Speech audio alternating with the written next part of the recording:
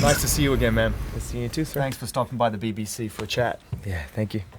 So, I was thinking today, like, where do we begin? Because you've been having some remarkable conversations lately, some really in-depth, really interesting conversations addressing, recent things that have gone on, successes, things that have kind of made people think, talk amongst themselves. And it got me thinking, like, where were we last time? We were 18 months ago, not far from here. And so much has changed in the last 18 months, And the first question I wanted to ask you, because I've always wondered how you felt at that time. Yeah, I just, I had so many interviews where I'm trying to express that I can create outside of just the music box. Yeah.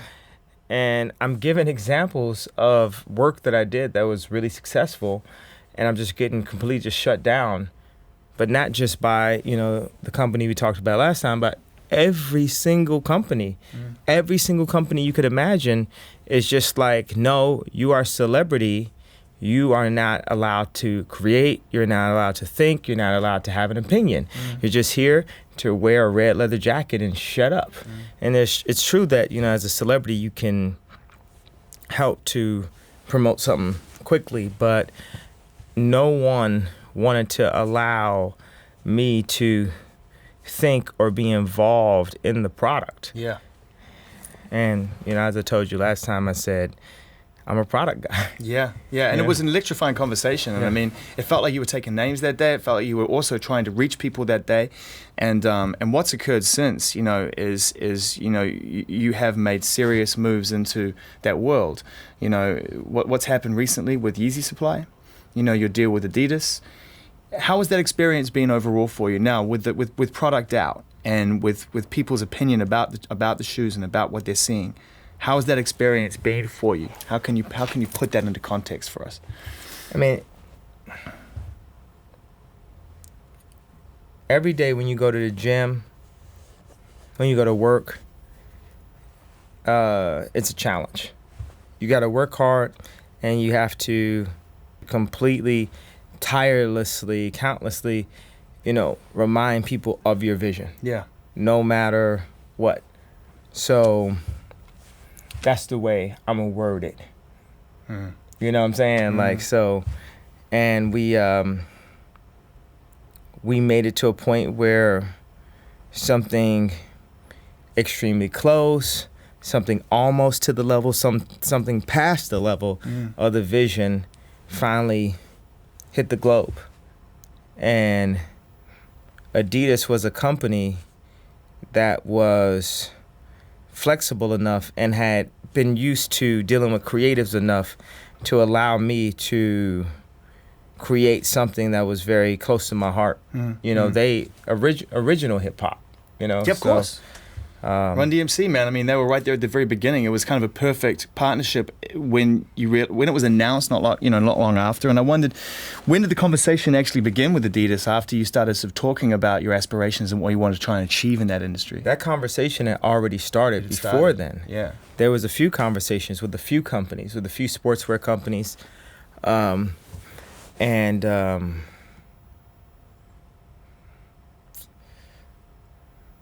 I remember calling John Wexler. It was a certain point where I just felt like I couldn't breathe anymore. Like I had all these ideas, and I felt like I was literally like gasping for oxygen. Because if anyone's creative, like you have this idea of a mass market looking at a celebrity that owns a Lamborghini complaining about something. And anyone that's creative understands that there's no amount of money that can be given to them to make them not want to or have to create. Yeah. There's no checkout.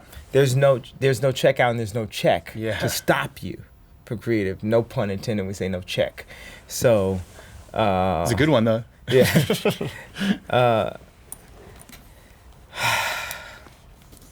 Just even thinking about it, takes the breath out of me, because as soon as we got the opportunity to actually start making things, there were so many ideas. I mean, I look at over 500 images a day on my laptop. And I remember when I went into the whole thing about hypebeast, and I said, yo, people be dissing me on hypebeast. And it's like, wait a second, dude, like, I've been fighting this battle for a long time, since like University. Like, no one has any idea what the meetings were like. I remember, I'm gonna throw this one out here. I remember this one guy that worked for Francois Pinault, the head of a Caring Group, came up in my apartment in Paris while I was working on Yeezus, and I had a meeting with him, and it was related to, doing a deal with Puma. And the guy, I actually had forgot about the meeting, right? So I had my jacket on, and it was a jacket I had done with APC, and I was about to leave. So, he shows up at the door, and we go to my dining room table, and I'm sitting with him, and I tell him, like, yo, I made this jacket. And he makes some joke about, you did look pretty hot. I'm happy to know that you put on all those clothes for me. Like, is he joking, do you think? He was leveling. He was leveling the conversation. Yeah. This is what people do all the time. Like if I meet someone who I respect or I look up to, I will literally like kiss their feet. Someone that I know that's put in a lot of work. Yeah. And it's a lot of agents, a lot of people who work under the main guy, you know what I'm saying, that will like level, that will try to level you. When they talk to you, they talk down to you. And I'm just sitting there like, whoa. Okay, well, and because obviously I have to show them like, hey, I'm working on this stuff and it's coming out good, and this is all I have a chance to work on. Like when I worked on APC, I only had 2 times to look at the collection. I couldn't really grab it and dig into it the way I dig into like working on all of the lights or something like that. It's like there's a timeline, a cutoff switch especially when you're dealing with apparel and the way people make apparel currently. I can imagine the frustration for you at that moment in time, as you're leading up to what has effectively occurred in the last year, seeing something, like you say, close to the vision you have in your mind. But those early stages, man, that frustration of trying to get those ideas out and just like you said, getting just leveled. Everyone I talked to would try to level me, And then there was this guy named Herman that was the head of Adidas. And I say was because he passed away recently. And I showed him what I had shot in Qatar, the Cruel Summer film that was using 7 screens, the surround vision idea, which we've never shown online because you have to experience it in its space. It's the same thing I showed Disney and Universal. I said, okay, this is the next frontier of the way we need to see film. And which I got all no's on that to date. And this guy, Herman, saw it, and he believed. He believed that maybe I had something more than how big my rap record was in me. He could tell. He knew. He's like, this guy has something to say and to give that's past the current box that he's put in. And he made sure, Herman and John Wexler made sure that Adidas deal got done. Yeah. And the deal has nothing to do with the idea of the higher ups in society. The deal is all about the moment when I can bring a shoe to a kid in Foot Locker and get on my knees and take it back to when I worked at the Gap and put the shoes on his feet. That is what the deal is about. The deal is about when the star of a show is a 5'3" girl. Yeah. But there's never been a 5'3" girl the star of any fashion show. The deal is when the kids came to 42 locations across the world to see Yeezy Season 1 times Adidas Originals launch and the excitement that was in that theater. And when they saw that lineup, they saw that brigade, they reacted to it when they heard Wolves, when they saw the Boots, when they saw the Runners, when they saw the Matrix sweaters, when they saw all these things like hitting them back to back to back to back. This is what I fought for. None of this was about me having like a bigger house, a faster Lamborghini. Like, it wasn't about that. It was about these kids having a moment to be themselves, to be a stronger version, of themselves. I make this stuff to empower people. I feel like it's so many things that are made to, to wear the people as opposed to the people wearing it. And I asked my assistant one time, I was like, how do these clothes make you feel? She said, I feel powerful. And that's our main goal. As the song says, no one man should have all that power. No one man should have it. Everyone should have it. You seem to be totally, a lot more aware of what it is that, in a much sort of like more focused way, you're able to know where you want to be and what impact you want to have, and it feels like you're very attached to the well-being of the people and what they can get out of this, and across the board. And I wonder when that moment kind of occurred to you, because that doesn't happen overnight, but it does lead up to that. And 18 months ago, you were fighting, you were really like fighting to be heard. And now it seems to me like you're very consciously aware. Yeah, I was still off. I might have some things that are off now, but I feel like in the same way when I came up with All Falls Down, and I was able to differentiate myself from whoever I was trying to rap like at that point, and I found my voice and my message. It's like I felt like... That was the moment you felt like that? That was, yeah. When I wrote All Falls Down, that's when it was like, okay, this is who I am in the music. This is what I'm presenting. So now I feel like it's funny. I would always say, I want to scope with marble.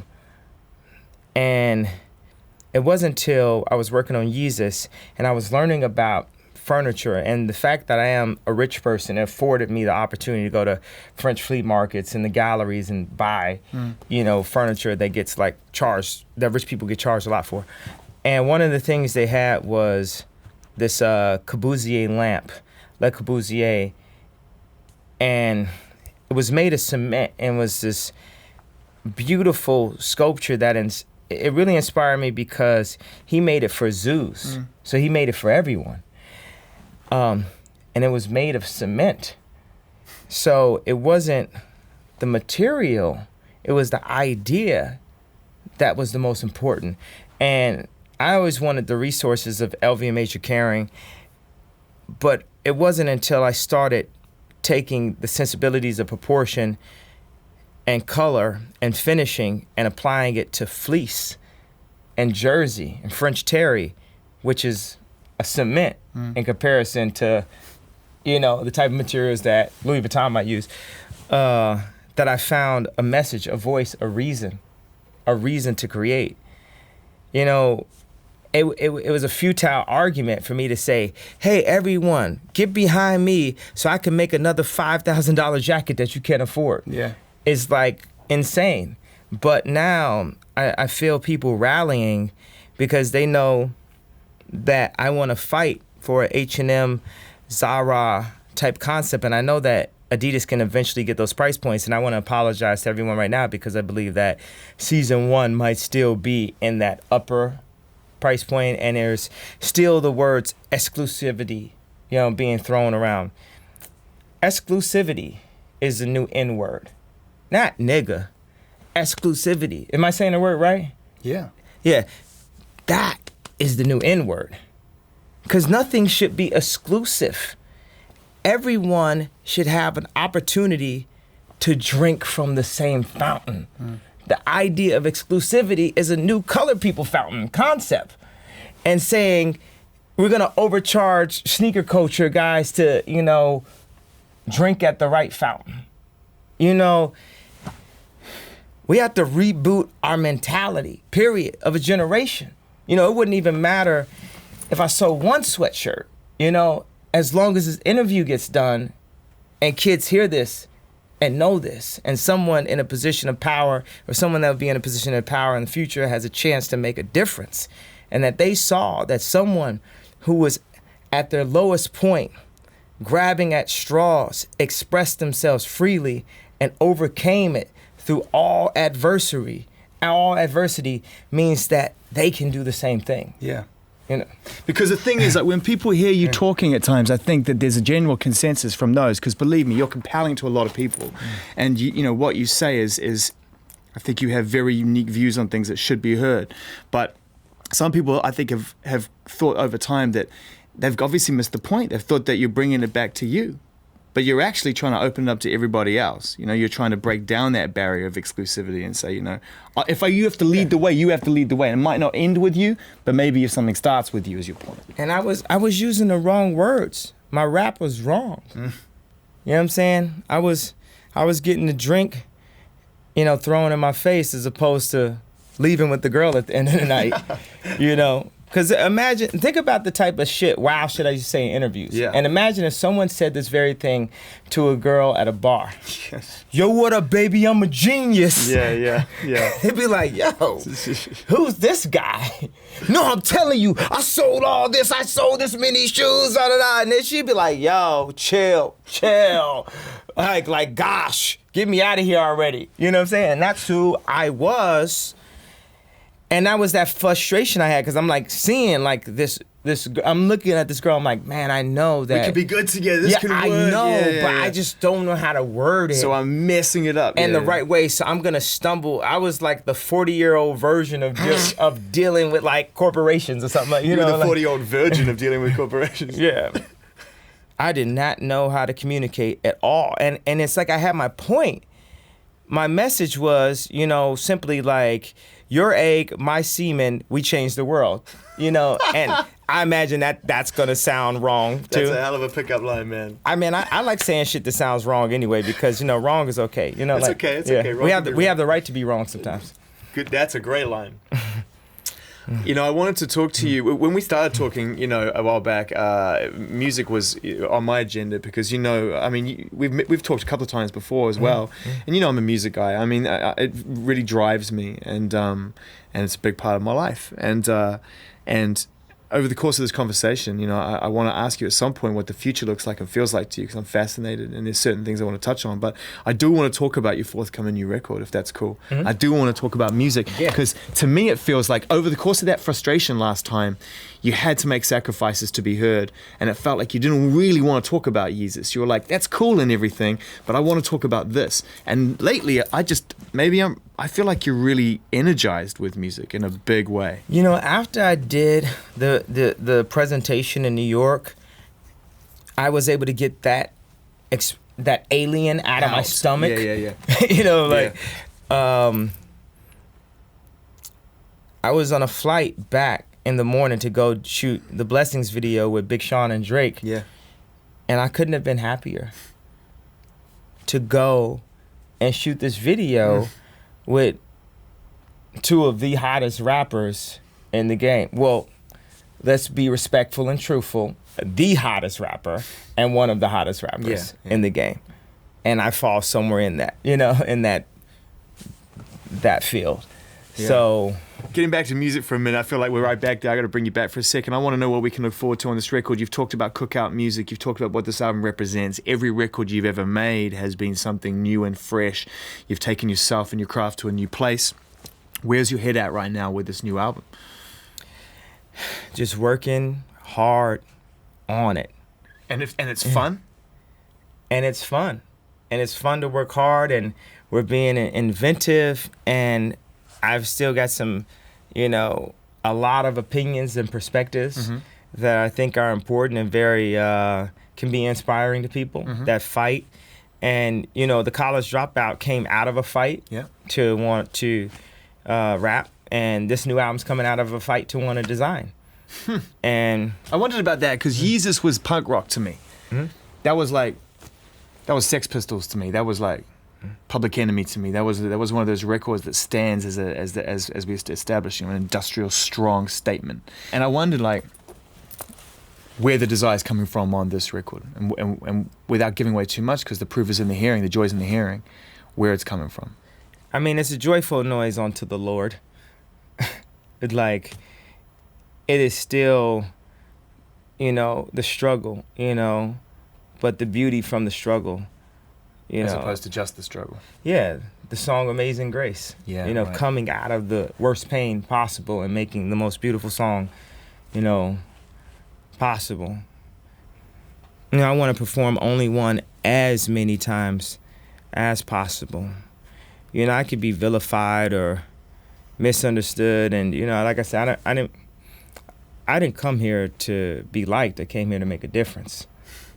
Not particularly just this interview. I'm talking about life. Some people's job, they're very extremely likable, and I think I could figure that out. I think I'm way nicer to people just in general. Mm-hmm. Everyone that I meet, I'm extremely nice. But as soon as people start playing games, I stop playing games. And at any moment, I can hit that yay button, and we can go right back to day one. Because people be forgetting, though. You know what I'm saying? They be forgetting real quick. So, but it's all love and great energy and positive energy. And I just, I like the differences of views and our approach to music. Like when I was sitting making music with Paul McCartney, and I come in, I have all these lists of complaints. This happened and that happened. He said, "Yo, man, it's all cool though. How about we make a song?" Yeah. And we just make song after song after song after song after song after song. He is the most. Cause I've met him many times now, and he is just so tapped into the joy of making music, and he so gets it in the sense that it's like, kind of let it lead you. Let the song sort of lead you to where it needs to go. Is the vibe I get from him. Like, yeah, let's just see where it goes. That's what we did. People think that our first two singles don't have drums, but both of those are percussive instruments. Yeah, totally. That's what he's doing. Yeah. It's like dun dun dun dun dun. That's what it is. Yeah. So I just want to talk about working with him, because I haven't actually seen too many people focus on that, which surprises me. Maybe I'm wrong, but I love the idea of that collaboration occurring, and it's a natural one. Certainly on 4 or 5 Seconds, I think it's one of Rihanna's greatest vocal performances, period. She was killing that, right? My gosh, man. Yeah. I mean, that's like a whole other attitude that I haven't heard from her as a star. Mm-hmm. I mean, she's really got inside that record and wrangled it, Yeah. How was it making that and getting that song out? Because it feels effortless to listen to. It almost has like a 70s FM American rock, sort of country rock radio vibe to it. You know what I mean? Like something you would have heard in Los Angeles in 76 or something. I mean, I liked songs like that when I was growing up. Yeah. And I mean, the type of chord changes that Paul does, I don't even understand them. And to be able to be involved with that and he make invented them. Yeah, exactly. And be able to be involved with writing a song like that, it's just like way next. Like meeting Paul McCartney is like meeting Ralph Lauren. Yeah, totally. It's like whoa, dude, he's the greatest. The greatest of their field, period, of all time. Yeah. And you got to say while in a song with them, which is incredible because it's still hip hop. That's what's amazing about it. Yeah, the whole cadence was trap. Soon as Paul starts playing, I start singing in trap. Once again, it's the fusion of cultures, which I love. It's what did you call it before when you're talking about Sean wearing Raf and your shoes? You're saying it's you said it's kind of what you said. Fusion is the future. Period. The mixing of ideas, the mixing of the two lunch tables working together. Humanity. Period. Man, we're one people. Yeah. And maybe that's like incorrect English. I'm sorry, Mom. But I went to Louise Wilson's memorial. The greatest fashion instructor of all time. And I'm talking about of all timers. Educate us, man. Tell us. Okay, so Louise Wilson was the baddest professor of all time of any fashion school ever. Notorious for not letting people stop at a 7 or 8, pushing people to a 12. So the first time that I saw one of our students, Phoebe Philo's Celine collection, I was looking at a 12. When I saw McQueen's last show, the Atlantis collection, I was looking at a 12. Christopher Kane's Bandage collection, I'm looking at a 12. Elber Albez, I'm looking at a 12. That's the designer Lanvin, you know, which completely revolutionized the men's fashion sneaker industry. Last time I saw her, we had a dinner at Hakkasan, which is my favorite restaurant in London, and I think she knew that she was going to pass, and she just wanted to give me some words of advice moving forward. And she was asking me about my daughter, asking me about my wife, and she said, so many students, they don't give it their all, and the problem is, soon as they do anything halfway good, when they're 2 years old, 3 years old, their parents clap. Exactly. That's like she said, they clap. And she just looked at me and she said, Kanye, don't clap. Oh, come on. It's just how you getting on with that? I didn't know we were going to lose her. I just, and she told me, she said, thank you for the times where, we came to performances, and this is like really meant a lot to me. She would.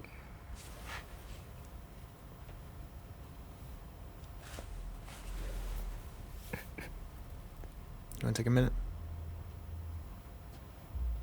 I'll take a minute.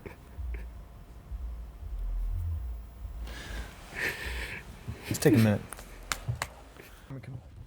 See you, crew. You want to take some time? Yeah. No problem.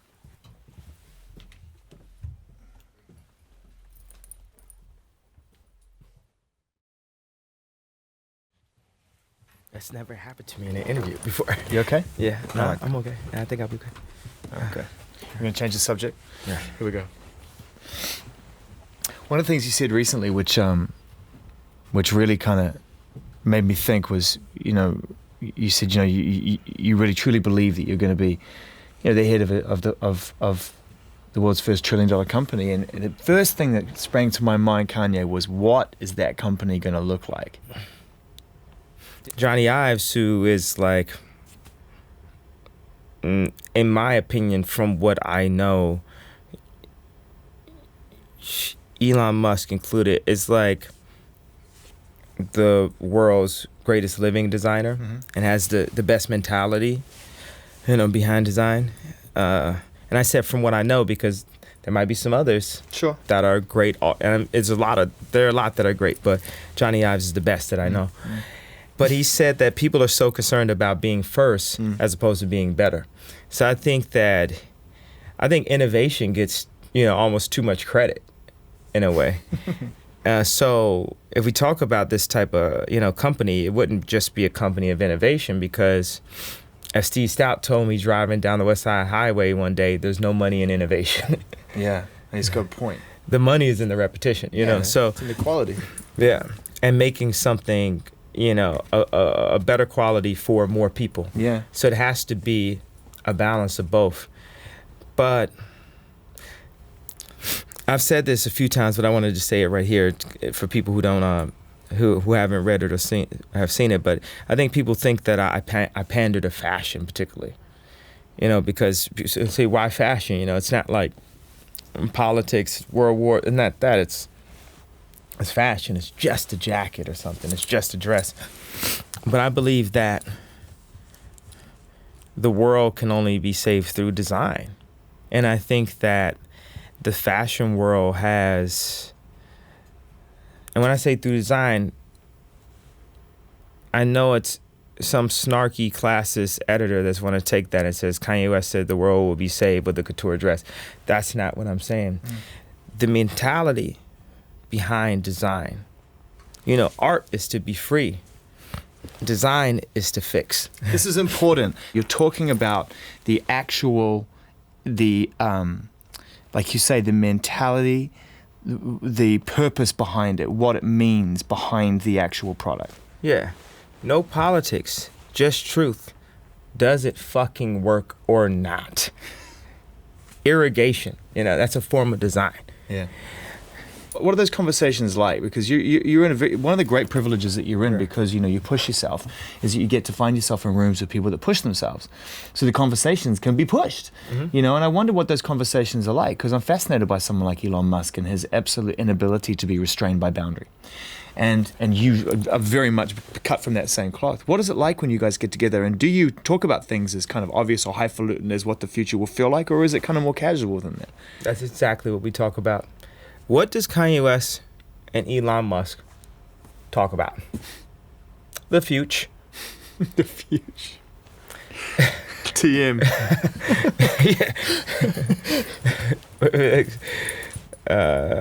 So when I put out things that, if I say, hey, I want to work with Miuccia Prada one day on, high school uniforms or something, I just put it out, We just put it out there. If I say, hey, or like as I told Obama last time I saw him, hey, I want you to, I would suggest that you sit with Elon Musk. I would suggest that both of you guys go to China. I would suggest this. I think it may happen. That's amazing. It must be crazy. Those conversations must be amazing. I got scared of the idea. Someone call you crazy so many times you start to believe it. And I almost got scared of the idea of like going crazy in some way, but I wasn't going crazy. I was like the only person that wasn't crazy. You know what I'm saying? Like I stand there and I just look like, is anyone else here seeing what I'm seeing? None of you guys are seeing what I'm seeing, or it's just like your Maybach in your house is like that important that you won't move at all. It's distractions. That you won't say anything at all in risk of losing something. Right. You won't say anything on anyone's behalf at this point. So if you have that ability to do that, to see that, that Walt Disney ability in some way, you have to apply it. You have to use it. You can't be psyched out. Everyone's on our side.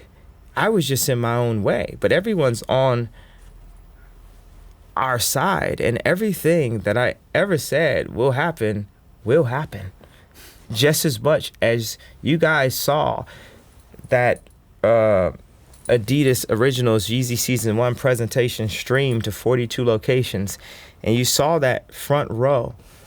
The juxtaposition, as Louise said, the juxtaposition of the people in the front and second rows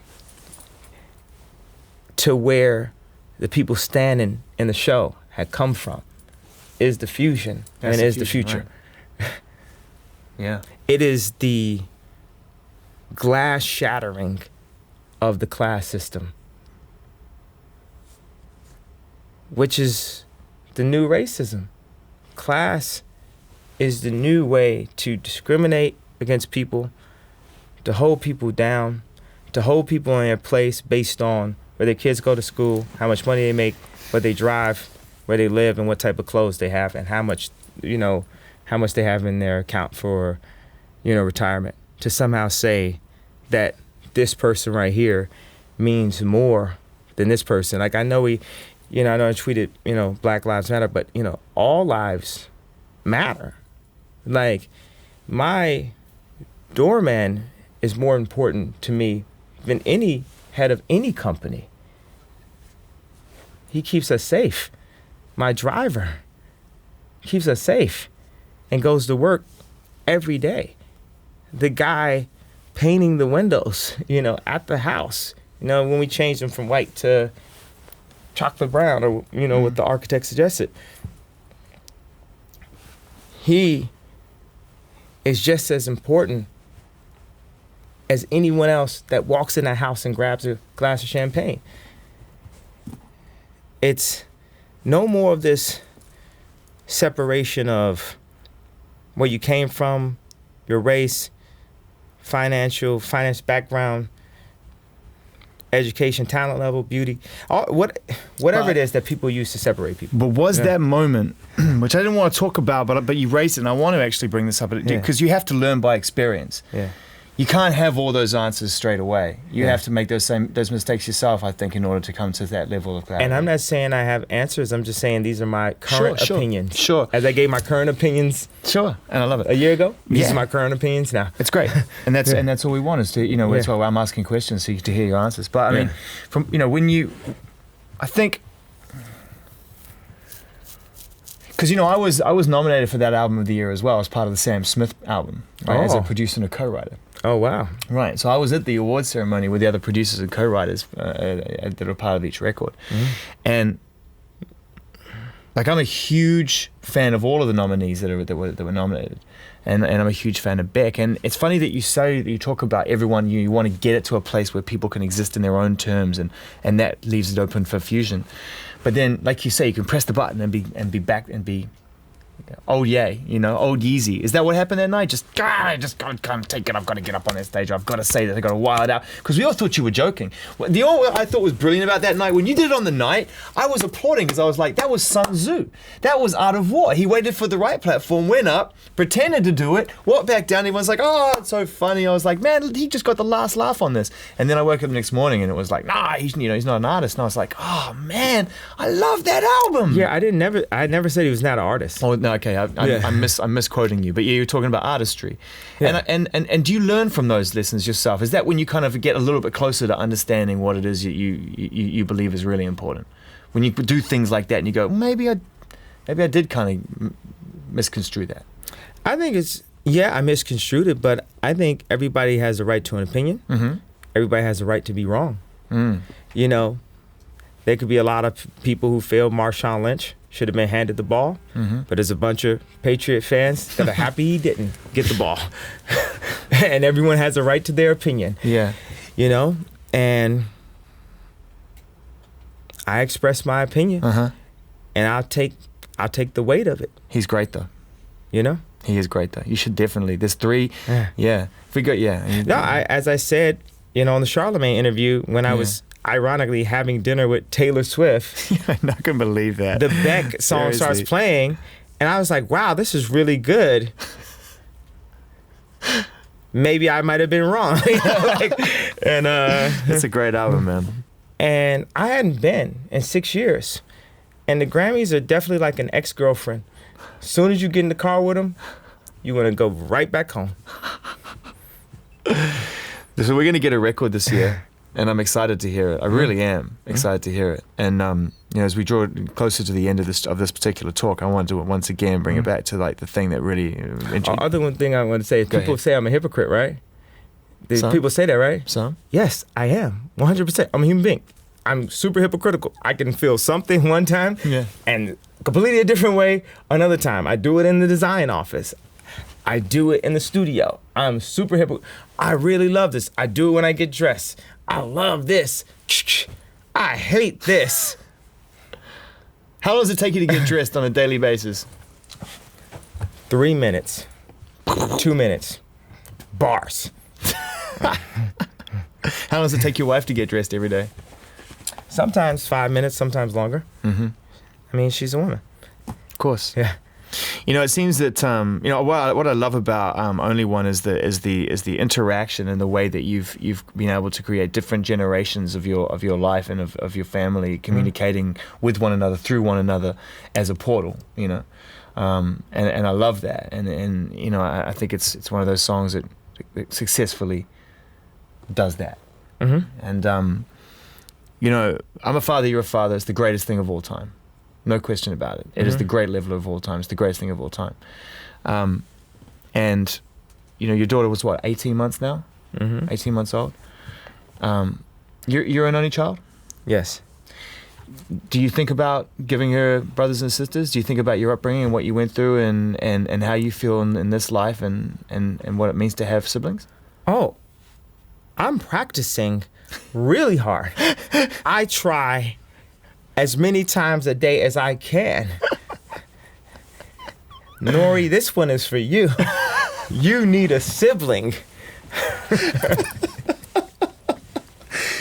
for all the good ones and all the ones where everyone's like totally engaged with everything you're saying, for right or for wrong or whatever, I think you've got it totally sussed.